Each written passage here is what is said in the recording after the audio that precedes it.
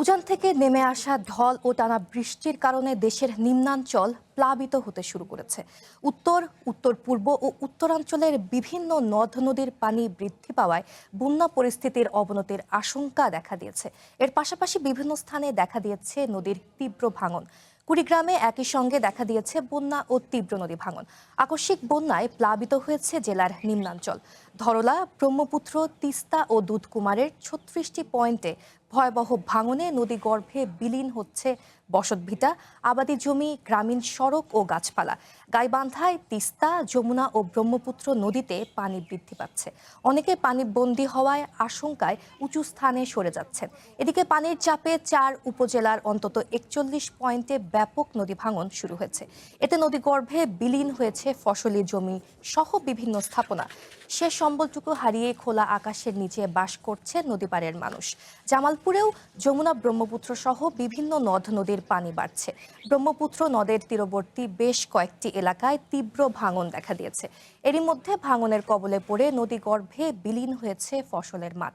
ভাঙন ঠেকাতে পানি উন্নয়ন বোর্ড আপৎকালীন জিও ব্যাগ ফেললেও বড় ধরনের ভাঙন রোধে কার্যকরী কোনো ব্যবস্থা নেই। ভবিষ্যৎ হোক নিরাপদ, বিনিয়োগ হোক বিশ্বস্ত, আর আমার পছন্দ সল্ট বে। ওয়েলকাম টু সল্ট বে।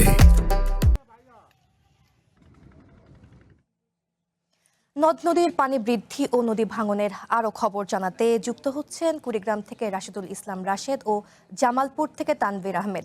শুরুতেই আমরা চলে যাচ্ছি জামালপুরে, সেখানে আছেন তানভীর আহমেদ হীরা। হীরা, আপনি এখন জামালপুরে রয়েছেন। আপনার পেছনে আমরা দেখতে পাচ্ছি বৃষ্টিপাত হচ্ছে, সেখানে নদীর পানি কেমন বাড়ছে আরও জানাবেন। কোন কোন এলাকায় ভাঙন দেখা দিয়েছে আর এই ভাঙন রোধে পানি উন্নয়ন বোর্ড কোনো পদক্ষেপ নিয়েছে কিনা? সঙ্গীতা, আপনি যেমনটি বলছিলেন, ইতিমধ্যে জামালপুরে প্রায় ১৬টি নদ নদীর পানি বৃদ্ধি রয়েছে এবং টানা বর্ষণ এবং উজানের পাহাড়ি ঢলের কারণে প্রত্যেকটি নদীর পানি ইতিমধ্যে ভরে গেছে।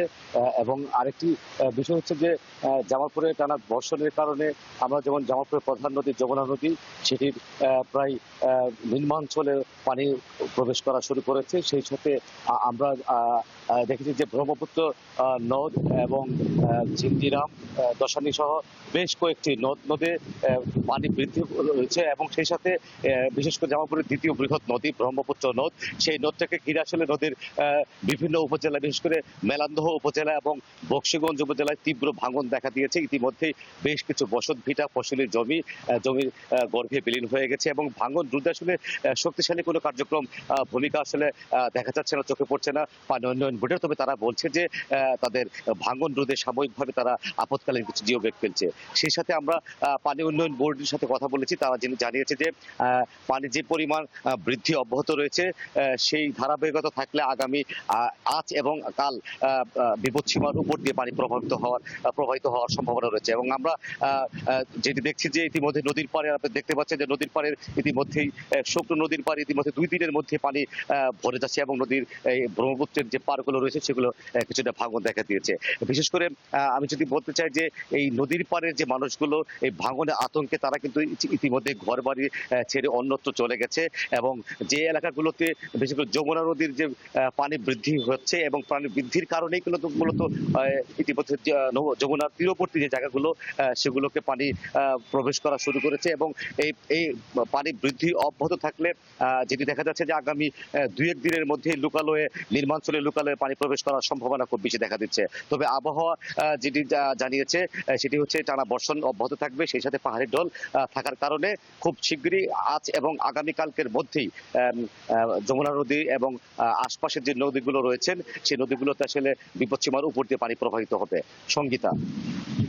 হীরা, আপনি থাকুন, আমরা এরপর চলে যাব কুড়িগ্রামে, সেখানে আছেন আরেক সহকর্মী রাশেদ, আমরা তো দেখছিলাম জামালপুরে ভারী বৃষ্টিপাত হচ্ছে, আপনি এখন এই মুহূর্তে কুড়িগ্রামে রয়েছেন, সেখানে আমি কোনো বৃষ্টিপাত দেখতে পাচ্ছি না। আমি আপনার কাছে জানতে চাই সেখানে নদ নদীর পানি কতটা বৃদ্ধি পাচ্ছে আর কোন কোন এলাকায় নদী ভাঙন বেশি হতে পারে বলে ধারণা করা হচ্ছে, জানাবেন।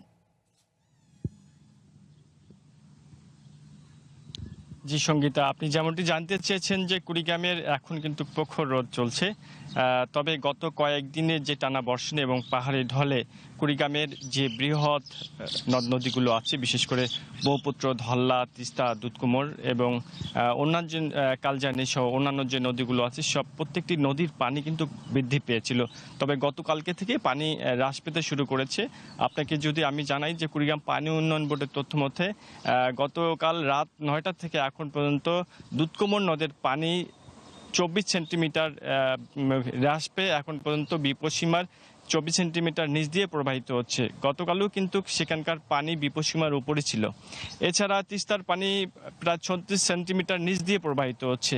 অন্যান্য নদ নদীর পানিও কিন্তু একই অবস্থা। আমি যদি একটু দেখাই যে আমি বর্তমান যে জায়গাটিতে আছি এটি হচ্ছে কুড়িগ্রাম ধল্লার একটি এলাকা। এখানকার যে পরিস্থিতি আমরা দেখতে পাচ্ছি যে এখনো কিন্তু নদীতে পানি টইটুম্বুর অবস্থা। এখানকার যে তীরবর্তী মানুষগুলো আছে সেই তীরবর্তী মানুষগুলোর যে নিম্ন অঞ্চল আছে সেখানকার নিম্ন অঞ্চলগুলো কিন্তু প্লাবিত হয়েছে আমরা দেখেছি। এছাড়া ব্রহ্মপুত্র, তিস্তা, দুধকুমোরের যে চরাঞ্চলগুলো আছে সেগুলো কিন্তু একদম তলিয়ে গেছে আমরা দেখেছি। গতকাল সারাদিনে কুড়িগ্রামের যে চরাঞ্চলগুলো আছে সেখানে আমি পর্যবেক্ষণ করেছি, সেখানকার পরিস্থিতি কিন্তু একই আমরা লক্ষ্য করেছি। আপনাকে আরেকটি বিষয় জানিয়ে রাখি যে কুড়িগ্রামের যে এই আজকের যে পানির যে অবস্থা, পানি হ্রাস পেতে শুরু করার কারণেই কিন্তু আমরা দেখেছি যে গতকাল ভঙ্গামারী উপজেলার আন্দারিঝাড়ের ধাউরারকুটি একটি গ্রাম কিন্তু বিলীন হয়েছে ইতোমধ্যে। সেখানকার প্রবল ব্রহ্মপুত্রের দুধকুমোরের স্রোতের কারণে সেখানে প্রবল ভাঙন দেখা দিয়েছে এবং সেই সাথে কুড়িগ্রাম সদর উপজেলার যাত্রাপুরী ইউনিয়নের সরকারপাড়া এবং সেই সাথে যে আরও যে একটি গ্রাম আছে বানিয়াপাড়া, সেই গ্রামেরই কিন্তু একই অবস্থা আমরা দেখতে পেয়েছি। আপনাকে আরেকটি বিষয় জানিয়ে রাখি যে কুড়িগ্রামের প্রায় 36টি পয়েন্টে ভাঙন দেখা দিয়েছে পানি কমার কারণে।